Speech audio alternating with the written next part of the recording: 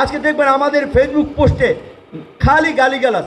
কারণ ফজরের নামাজ পড়ে এদের ডিউটি থাকে যে বিরোধী দলের নেতাদের বিভিন্ন পোস্টে দেয়া সরকারের 14 গোষ্ঠী 1 ঘন্টা উদ্ধার করা, তারপরে কাজে যাওয়া। শাসন ব্যবস্থা এটি শুধুমাত্র বাংলাদেশের অভ্যন্তরীণ ইস্যু ছিল না, আমাদের প্রতিবেশী রাষ্ট্র সরাসরি তাদেরকে পৃষ্ঠপোষকতা করেছে। পশ্চিমারা ওয়ার অ্যান্ড টেরর পলিসি, সন্ত্রাসবাদের বিরুদ্ধে যুদ্ধের নামে তারা বাংলাদেশে উগ্রবাদ নির্মূল করার জন্য আওয়ামী লীগকে সেকুলার সংগঠন হিসেবে তারাও কিন্তু সমর্থন দিয়েছিল। কাজেই আজকের এই শিক্ষিত তরুণদেরকে এই জন্য আমি বলছি যে আজকে আমরা যদি ভুল করি, হ্যাঁ বিএনপি একটা বড় রাজনৈতিক দল, একটা বুর্জোয়া পার্টি, তার অনেক সমস্যা থাকতে পারে, কিন্তু সেটি নিয়ে আপনারা ক্রিটিসিজম করেন, আলোচনা করেন, আপনাদের জনদাবি আদায়ের প্রয়োজনে সরকারকে বাধ্য করেন গণতান্ত্রিক পদ্ধতিতে।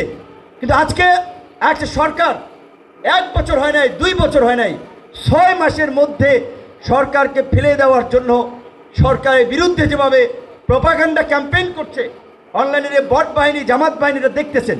আজকে দেখবেন আমাদের ফেসবুক পোস্টে খালি গালিগালাজ।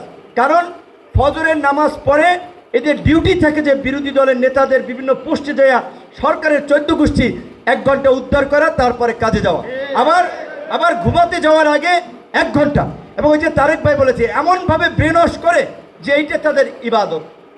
এই যে কুষ্টিয়ার একটা ঘটনা দেখেছেন, একজন এমপি কতটা উন্মাদ হলে, বিকৃত মস্তিষ্কের হলে তিনি তার নারী সহকর্মী, তার পেট দেখা যায় না, ভুঁড়ি দেখা যায়, এইগুলো নিয়ে ওয়াজ করেন। এমনকি তিনি মানে মাঝে মাঝে বিভিন্ন পাগলের উদ্ভব হয়, সে কুষ্টিয়ার প্রধানমন্ত্রী হিসেবে নিজেকে ঘোষণা করেন। তো কিছুদিন আগে আমাদের এই ছাত্র অধিকারেরই 2 জন সহযোদ্ধা কুষ্টিয়া সরকারি কলেজের সভাপতি এবং সেক্রেটারি ঢাকা মেডিকেলের চিকিৎসাধীন, যেটা আমরা বলেছিলাম যে এই জামাত শিবির সুযোগ পেলে বিষাক্ত ফনা তুলবে, তার একটা নমুনা কুষ্টিয়ায় আমরা দেখেছি যে একজন শিক্ষার্থীর রক কেটে দিয়েছে, পায়ে কোপ দিয়েছে, 23টা সেলাই লেগেছে। এমনকি সেখানে প্রকাশ্যে কুষ্টিয়ার প্রধানমন্ত্রী ঘোষণা করে লাঠি মিছিল করছে। এখন সরকার যদি এদেরকে প্রতিহত না করে, তাহলে তো 2 দিন পরে এরা সরকারের বিরুদ্ধে লাঠি মিছিল করবে। এখন এই গণ অভ্যুত্থান পরবর্তী বাংলাদেশ, যেখানে একটা সরকার আছে,